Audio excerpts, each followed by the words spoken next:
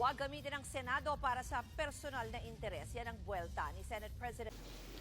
Hindi ko rin maintindihan yung politika nito ni Chis Escudero. Alam nyo, yung power trip na ginawa sa House of Representatives na ang pangit tingnan. Kasi, alam nyo, kapag hindi nila nagustuhan yung sagot, contempt agad. Pero dito sa Senate kasi, talagang kaliwat kanan, harap likod, north, east, southwest ang pagsisinungaling ng mga resource person. At nung may kinontempt, dahil talagang contempt, itong ating kilay na Senate President, went overboard.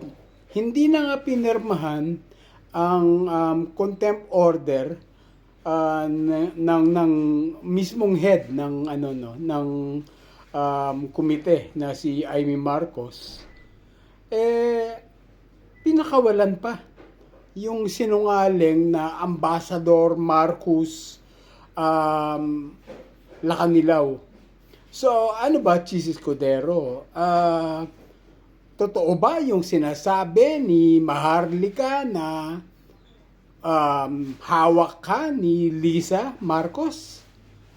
Na itong si Lacanilaw ay tao rin ni Liza Marcos, at since ikaw ay tuta ni Liza Marcos, kaya ginagawa mo yung mga bagay na yan.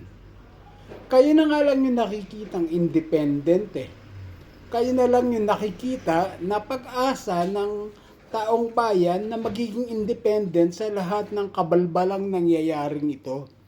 Pero Chis Escudero, mukhang nahalata, nakukonfirm na yung mga ibinabato, yung mga ipinupukol na bintang sa'yo, totoo. Nakita ka na, alam mo yun, binastos ka ni Liza Marcos sa pamamagitan ng pag-agaw ng iniinom mong champagne, at pagkainom, ibinalik sa'yo.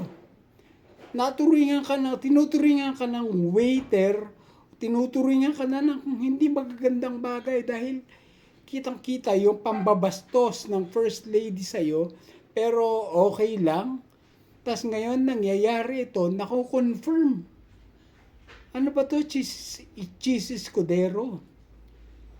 Diba? Saga ng akin, ang nakikita ko lang achievement mo sa karir mo bilang politiko, nakapag-asawa ka ng maganda.